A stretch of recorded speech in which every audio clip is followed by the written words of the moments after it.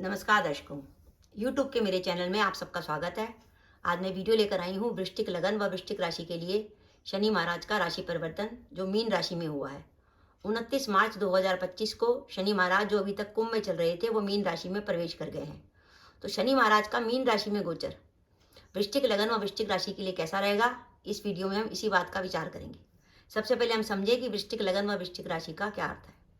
यह आपकी लगन कुंडली है, पहले भाव में 8 नंबर लिखा है, इसका अर्थ है आपका वृश्चिक लगन। और अगर यहाँ चंद्रमा भी बैठा है तो इसका अर्थ है आपकी वृश्चिक राशि।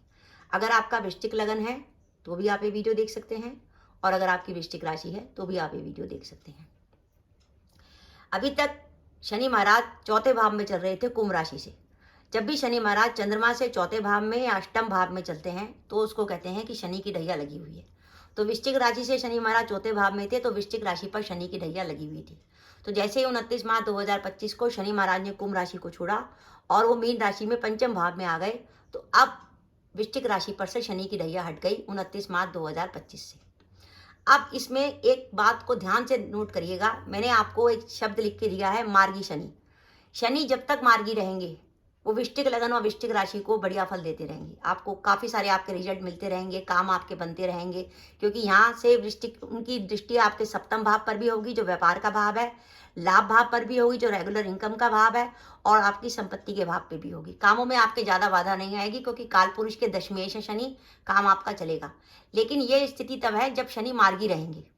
जैसे ही शनि वक्री होंगे, जैसे ही वृश्चिक राशि में शनि वक्री होंगे, वो दोबारा आपको कुंभ राशि का फल देने लगेंगे। तो वक्री शनि आपके लिए खराब है।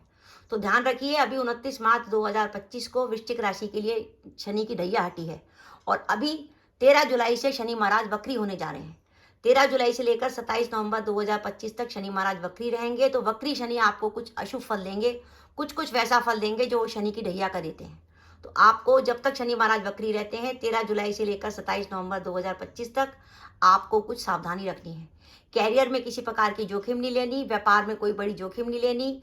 जॉब जो आप कर रहे हैं करते रहें जब तक बहुत अच्छी अपॉर्चुनिटी ना आए या आपकी बहुत अच्छी दशा ना हो, आपकी कुंडली में चंद्रमा की, सूर्य की, मंगल की या गुरु की दशा अंतर्दशा चल रही हो, तभी आप जॉब बदलने का फैसला लें। अगर आपकी कुंडली में बुध की, राहु की या केतु की या शुक्र की दशा अंतर्दशा चल रही हो तो जॉब बदलने में सावधानी बरतें। तो जॉब बदलने का सोच विचार के निर्णय लें, व्यापार में किसी प्रकार की जोखिम ना लें।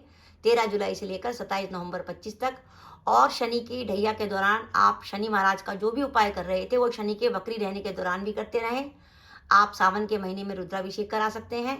उपाय के तौर पर आप शनिवार का व्रत रख सकते हैं, और शनिवार की शाम को सूर्यास्त होने के बाद आप सुंदरकांड का पाठ कर सकते हैं। और अगर आपको लगे कामों में ज़्यादा बाधा आ रही है तो आप शनि महाराज को प्रसन्न करने के लिए हनुमान जी को 8 शनिवार चोला भी चढ़ा सकते हैं।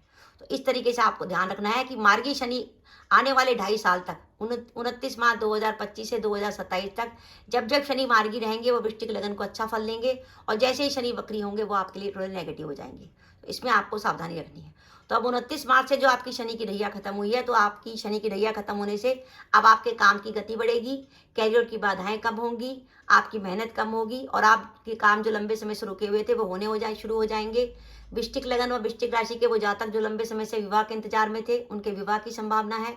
हाँ, पंचम भाव में शनि का गोचर संतान को लेकर चिंता दे रहा है। अगर आप वृश्चिक लगन या वृश्चिक राशि की जातिका हैं और गर्भवती हैं तो हेल्थ का ध्यान रखिएगा, क्योंकि इस समय वर्तमान में वृश्चिक मीन राशि पर शनि भी चल रहे हैं, राहु भी चल रहे हैं, सामने केतु हैं। तो गर्भवती महिलाएं ध्यान रखें 18 मई तक, और संतान को लेकर कुछ चिंता हो सकती है। और शनि जब आपके पंचम में रहेंगे तो आपको डिसीजन लेने में थोड़ी सी प्रॉब्लम होगी, आप थोड़ा सा असमंजस की स्थिति में आ जाएंगे, क्योंकि शनि जल तत्व राशि में आए तो आप कुछ भावुक हो जाएंगे, इमोशनल ज़्यादा हो जाएंगे, प्रैक्टिकल आपकी सोच कम हो जाएगी, इमोशनल सोच ज़्यादा बढ़ेगी, क्योंकि शनि जल तत्व राशि में आए हैं। तो ये तो मैं आपको बता रही हूँ कि शनि आपकी राशि में आए, कुंडली में आए मीन राशि में, और मीन राशि में आपकी कुंडली में कोई भी ग्रह बैठा नहीं हुआ तो आपको शनि के रिजल्ट मिलने वाले हैं। अब एक स्थिति ये भी बन सकती है कि आपका वृश्चिक लगन व वृश्चिक राशि है और पंचम भाव में आपके कोई ना कोई ग्रह बैठा हो, उस स्थिति में शनि आपको क्या फल देंगे। यानी एक रिजल्ट तो हम ये देखेंगे कि शनि आपके भाव में चल रहे हैं, भाव में कोई ग्रह नहीं बैठा, तो आपको ये है कि भाई ढैया खत्म हो गई, अब कामों की गति बढ़ेगी। अगर बाई चांस शनि किसी ग्रह पे चल रहे हैं तो वो आपको उस ग्रह के अकॉर्डिंग और भी रिजल्ट दे देंगे। अगर बढ़िया ग्रह पे चलेंगे तो बढ़िया रिजल्ट देंगे, नेगेटिव ग्रह पे चलेंगे तो नेगेटिव रिजल्ट देंगे।